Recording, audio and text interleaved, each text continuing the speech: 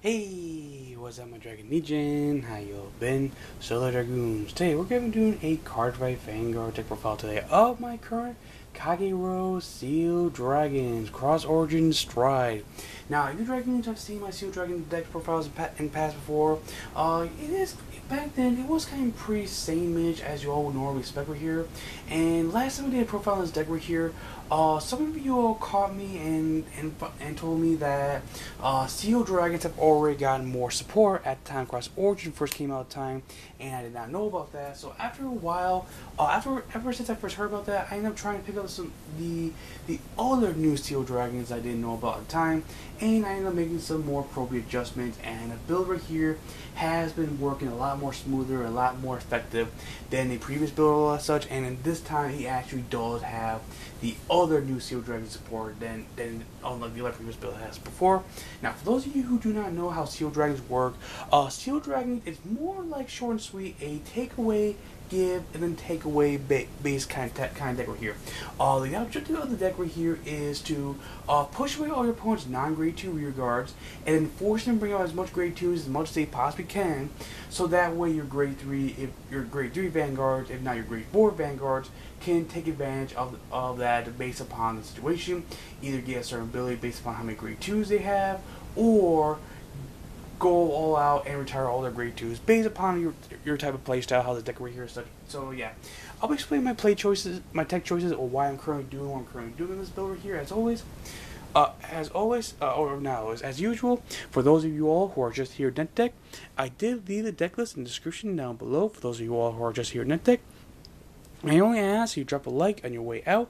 It means a lot to me and it's very appreciative. And with that being said, let's move on straight into the profile right now, shall we, Dragoons? Alright, you're starting Vanguard. Start off with the one copy of Asyl Dragon Terrycloth right here. Terrycloth, I know a lot of people say you don't really need Terrycloth, but personally with me, I still find that Terrycloth is still a really useful card in general, even in today's game right here. For those of you who do not know what he does right here, all he does is he's a Forerunner, and all you do is counterblast one Asyl Dragon, put him in Soul your Vanguard. When you do, I believe the boosted unit he boosts has to be attack, I believe. Yes, he has to boost the Vanguard, and attack has to be hit in order for you to activate the skill. So it's one of those one-hit ability skills right here. Such. But when you do, you retire when your opponent's grade 2, not grade 2s. You retire when your opponent's rear guards, and then after that rear guard's retired, they look at the top 4 cards and call grade 2 among those cards here. Now, first of all, before I go any further, one thing I want to point out right here is that Asyl Dragons is more of a sub-clan based deck where most of your good portion of the cards do require Asyl Dragons in order for you to go out with certain abilities here and there. So theoretically, you can get away with some Asyl Dragons, because especially the Stride, some Asyl Dragons in particular, especially new ones, don't really say you really need Asyl Dragons to Counterblast or Soul Blast in order to do certain abilities, particularly here and there. But there are a good portion of good ones that still do so. So as of right now, this deck right here, everything in this deck right here is all Asyl Dragons except a lot of Full Dragon, and that's it right here. So, anyways, back to this right here. As I said earlier, this is a type of deck that's all about taking advantage of your opponent's grade 2s as much as possible. And by this card right here, forcing your opponent to call out another grade 2 definitely helps you speed up your deck a little bit. And also, what's really nice about this card right here is that this is a type of card that immediately goes off as soon as your attack is a hit. The card he's boosting, whether it's of your Vanguard, doesn't have to be a Asyl Dragon. Just a card you Counterblast has to be a Asyl Dragon, and this gives you the advantage to knock all those annoying foreigners very quickly out of nowhere. So right here, Terrycloth proves right here is still a very effective card regardless of general. And that's it for the Forerunner talk right there. Now for the triggers, we have the 4 heals. No explanation why the heals are important, especially right now. G-Guardians are now a thing, all that good such. And then for the triggers right here, we are playing the 8 crit. Oops, sorry about that. 8 crit and the 4 draw right here as such. The Asyl Dragons do have their own stance, but standing of this deck right here is Okay, I guess right here. Steel Dragons is more of a push heavy deck right here. You want to push in for those heavy damage, heavy games as much as possibly you can. So for right now, the moment, the better lineup for this deck right here is for right now the moment, the 8 crits and 4 draws. That's all you really need right here. And these Steel Dragons, triggers right here are very important for a certain reason. Inquest here, he can be put back in your Vanguard Soul, which is important because you do have a couple cards in particular that conveniently happen to rely on Soul Blasting, and Drago Kid right here, he happens to have an ability where if he's called a Rearguard Circle, you can unflick damage equal to the amount of grade 2s your opponent has. So if your opponent has, let's say, 3 grade 3s, oh, not grade 3s, grade 2s, guess what? After this card is called Rearguard Circle, you can do unflip 3 damage, and that is a very huge, powerful ability in general here. So, yeah, so that's right here is the trigger lineup. Now for the grade 1s. For the grade 1s, we have the 4 Steel Dragon Perfect Guards right here. Theoretically, since there are a good portion of Steel Dragons that don't need Steel Dragons to counterblast or do certain things, theoretically, I have actually pondered on taking this card out in order to put in Protect Orb Dragon. I have pondered about that, but nothing's set in stone, and nothing's clarified if I will do that or not yet. But for right now, the moment, Steel Dragon Rinocross is still good right now. The moment, Steel Dragon Perfect Guard, regular generic Perfect Guard, can't go wrong with that. And then next up, we have 4 copies of the only non-Steel Dragon we play in this deck right here. And Lava Flow Dragons, obviously no explanation what this guy's in here for. We are in an era of Vanguard where we're going to be striding quite a bit, especially now we have 16 strides. So the Lava Flow Dragons are definitely going to be very necessary, especially right now. And then next up, there's 4 copies of a new Steel Dragon, one of the new Steel Dragons we're playing now. There's a Steel Dragon, Doskin, I believe how you pronounce his name.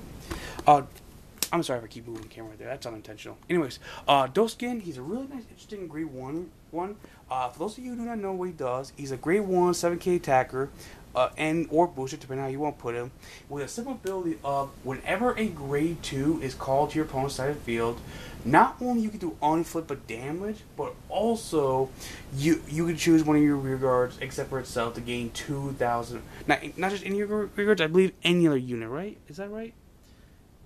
No, it has to be rearguard. Okay, I apologize right here. So whenever grade 2 is called a rearguard circle, unflip of damage and give one of units grade 2,000 power, which is actually not a bad ability in general, especially considering you're unflipping damage, so you can counterblast more often later on in such later games, and also this is going off every time a grade 2 is called. So eventually that that additional grade 2 power does stack up pretty quickly, especially when you're given to a grade 2 that will most likely bring you that much closer to the game and such. So Doskin definitely sees a lot of play later on, especially when you use him right. And then finally, for the grade 1s, 2 copies of Kersey. Nothing really too special. We just call it Rearguard Circle where opponent's grade 2. Pitch card, draw card. Nothing really too special right here. Still good even in today's game. And that's it for the grade 1s. Now for the grade 2s. For the grade 2s, we still playing the old school favorite of Steel Dragons. 4 copies of Steel Dragon Corduroy. Counterblast Steel Dragon, we call it Rearguard Circle, Vanguard or Rearguard Circle. Retire one opponent's rearguards, and then your opponent looks at the top 4 cards and calls grade 2. Really great card in general, especially considering it speeds up the grade 2 engine you really need against your opponent. And then next up, here's the new Steel Dragons right here. Next up, we play 4 copies of Hellfire Steel Dragon Knight. Now, this is a nice new addition to Steel Dragons. And this card is a demon, not a dragon, which is beyond shocking to me. For those of you who do not know what he does right here, his build is Counterblast 1 and Soul Blast 1. So he's a card that doesn't require Steel Dragons, which is nice. If you have your Vanguard has to be a Steel Dragon, which is very easy by the time you get to grade 2. If you have a Vanguard with Steel Dragon's card name, until end of turn, all your opponent's rear guards cannot intercept. Then this unit gains 2,000 power for each of your opponent's grade 2s still in a turn. So consider the fact that you have abilities where you bring out your opponent's grade 2s quite a bit. This ability stacks up quite a bit, especially as I mentioned earlier with Doskin. So Doskin and this card combos off very nicely.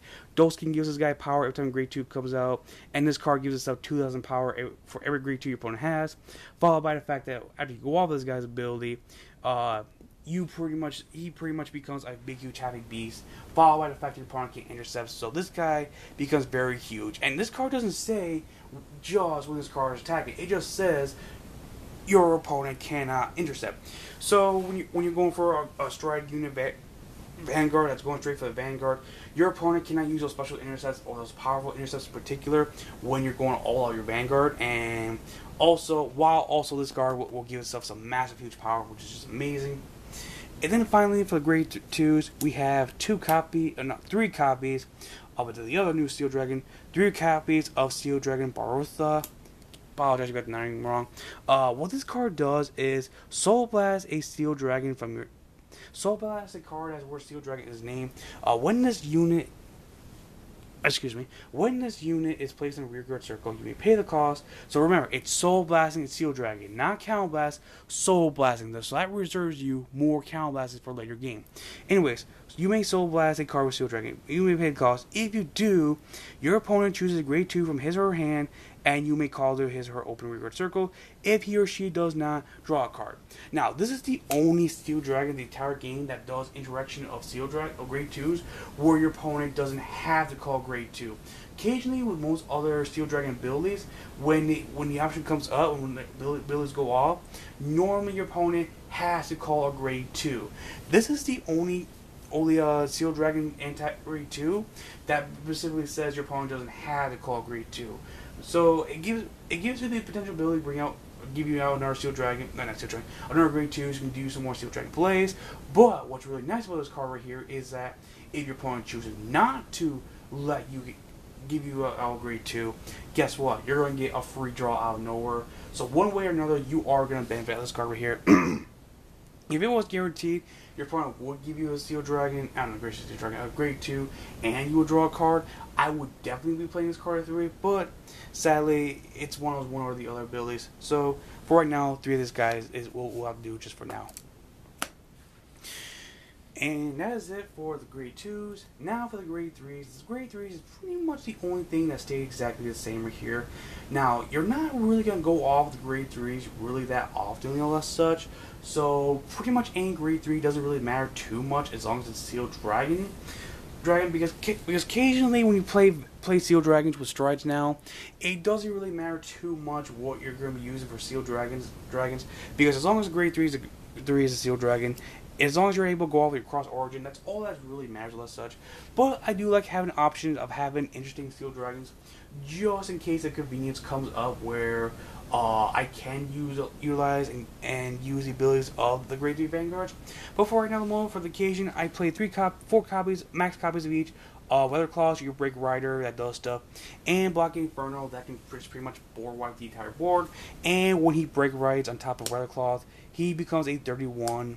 One attacking on your opponent's Vanguard out of nowhere, which even till this game is still a pretty good ability. But Crossorgin and along with of course the strides pretty much cover what these guys pretty much do, but they're just mostly there for getting to one or the other so you can have access to your Steel Dragon plays, your stride plays, and whatever additional copies you have of these guys in hand. You pretty much just use them as discard cost for your stride plays. That's really pretty much all you really need for these guys for. They're still great regardless, but strides pretty much cover what they pretty much do most of the times. And that is it for the main deck. Now for the strides. For the strides, we have max copies of the Heart and Soul, the entire deck right here. Max copies of Helldeity, Steel Dragon, Crossorgin. This dude is an absolute beast. For those of you who don't remember what he does, his ability is Count Blast 1 and flip any stride unit you want. Doesn't matter if it's him or not, just any stride. But the first time you stride into him, you will have to flip over another copy of him. But then any other times, it can be whatever you want. So it doesn't really matter from around that. After the second time you stride into him, his ability is when you pay the cost, if you do, you can retire 1 rear guard for every face up in your G zone. And then your opponent must look through the top 4 cards deck. And for every 1 rear guard retired by this card's ability, your opponent must call grade 2 among those cards for every 1 retired by this guy's ability. And when his unit is attacking, it also gets the ability of while his unit is attacking. If your opponent has at least 2 grade 2s, I believe 2. I'm sorry.